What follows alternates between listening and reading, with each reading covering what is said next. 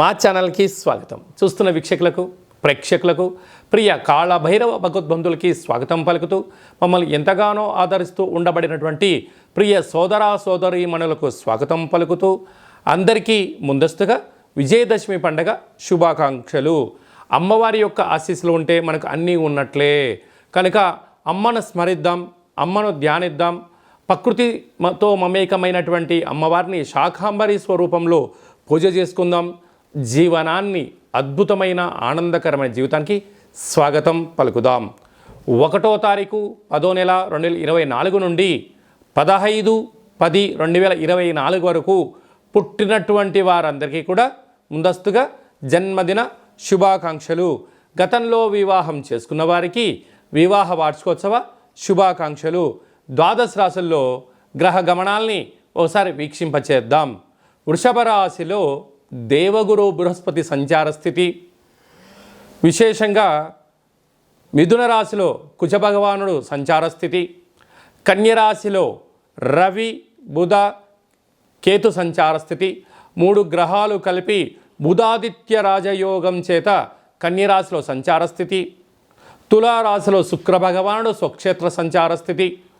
కుంభరాశిలో శని భగవానుడు స్వక్షేత్ర తిరోగమన సంచార స్థితి. మీనరాశిలో రాహు సంచార స్థితితో ద్వాదశ రాశుల్లో గ్రహ గమనాలు ఈ విధంగా ఉన్నాయి.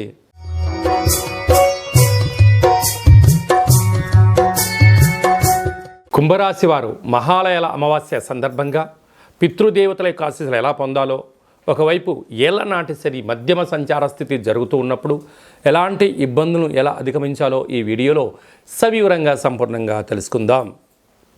కుంభరాశిలో ఏ నక్షత్రాలు వస్తాయనగా ధనిష్ఠా నక్షత్రంలోని 3వ పాదం, 4వ పాదం, అలాగనే శతభిష నక్షత్రంలోని 4 పాదాలు, పూర్వాభాద్ర నక్షత్రంలోని 1, 2, 3 పాదములు కలిపితే కుంభరాశి అవడం జరుగుతుంది. చాలామందికి పుట్టినటువంటి కాల సమయంలో డేటా బర్త్లు లేనటువంటి వారందరికీ కూడా పేరు యొక్క మొదటి అక్షరాన్ని అనుసరిస్తూ ఆ రాశిని తెలుసుకునే ప్రయత్నం చేద్దాం. ఏ అక్షరాలుగా గు, ఏ, గో, సా, సి, సు, సే, సో, ద అక్షరాల వారందరూ కూడా కుంభరాశి జాతకులే. కుంభరాశి వారికి మధ్యమ ఏలనాటి శని సంచార స్థితి ఉండడం వలన కర్మప్రదాత, న్యాయ నిర్ణేత, గతించినటువంటి వారి యొక్క ఆశీస్సులు ఎవరైతే పొందుతారో వారందరికీ శని భగవానుడి యొక్క శ్రీరామ రక్ష అని చెప్పి గమనించగలగాలి. వారు గతించిన వారి యొక్క ఆహారానికి నియమాలు అనుసరించి ఇస్తూ వారికి ఏదైతే కార్యక్రమాలు ఆచరింపజేస్తారో చేస్తూ నల్లటి నువ్వులను దర్భను వదిలేయడము, అలాగనే తెల్లటి నువ్వులతో కూడుకున్నటువంటి పదార్థాలను, బెల్లం ఉండలతో కలిపిన పదార్థాలను బ్రాహ్మణుడికి దానం ఇవ్వడం కానీ, గోమాతకు ఏర్పాటు చేయడం కానీ, పశుపక్షాదులకు ఏర్పాటు చేయడం కానీ, నీటిలో వేయడం వలన, బ్రాహ్మణుడు స్వీకరించడం వలన సర్వే జన సుఖినో భవంతు, లోకా సమస్త సుఖినో భవంతు అని ఆశీర్వచనం చెప్తాడు. అదే గోమాతకు ఆహారాన్ని ఏర్పాటు చేయడం వలన ముక్కోటి దేవతలే నైవేద్యాన్ని స్వీకరించిన పరిస్థితి ఉంటుంది. నదిలో నీటిలో వేయడం వలన విశేషమైనటువంటి చేపలు, అనేక జంతు జీవరాశులు స్వీకరించడం జరుగుతుంది. కుక్కకు పెట్టడం వలన కాళభైరుడు స్వరూపంలో ఆత్మరూపంలో స్వీకరించడం జరుగుతుంటుంది.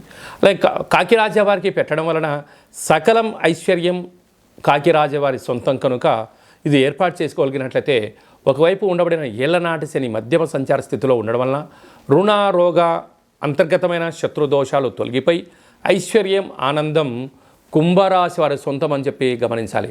రాశిలోనే శని భగవానుడు, 2వ స్థానంలో రాహువు, అలాగనే అర్ధాష్టమ గురు సంచార స్థితి ఉండడం వలన వృత్తులలో, ఉద్యోగాల్లో, వ్యాపారాలలో అనేక రకాలమైనటువంటి ప్రమాదాలు పొంచి ఉన్నాయి.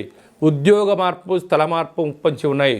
కనుక దయచేసి పై అధికారులతో, సహ ఉద్యోగస్తులతో, పక్కవారితో వివాదాలకు ఇది సరైన సమయం కాదు అని చెప్పి గమనించగలగాలి.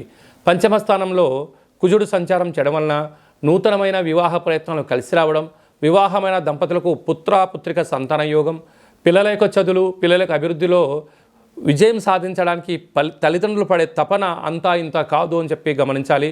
పిల్లలు కూడా అర్థం చేసుకోగలిగితే వారికి ఉన్నత విద్య వారి సొంతం అవుతుందని చెప్పి గమనించాలి. అదే కాకుండా అష్టమంలో 3 గ్రహాల సంచార స్థితి, బుధాదిత్య రాజయోగం, కేతుడు అక్కడే ఉన్నాడు కనుక మీ జన్మ నక్షత్రం రోజున అష్టమి, పూర్ణిమ, అమావాస్య తిథులు ఎందున దూర వాయు జల ప్రయాణాలు పెట్టుకోవద్దు. వీలైనంత వరకు మౌనం, ధ్యానం, ఏకాగ్రత వలన అనేక రకాలమైనటువంటి ఈతి బాధలను, శత్రు బాధలను తొలగించుకునే పరిస్థితి ఉంటుందని చెప్పి గమనించగలగాలి. అలాగనే గృహ భవన నిర్మాణ కార్యక్రమం చేసేవారు, సాఫ్ట్వేర్ ఉద్యోగస్తులు, హార్డ్వేర్ ఉద్యోగస్తులు, సినిమా రంగాల్లో ఉండబడిన వారు, హాస్య రంగంలో ఉండబడిన వారు, వ్యవసాయ సోదరీమణులకు అందరికీ కూడా ఓపిక, సహనం, పట్టుదల ద్వారా అద్భుతమైన జీవితం కుంభరాశి వారి సొంతం అని చెప్పి గమనించాలి.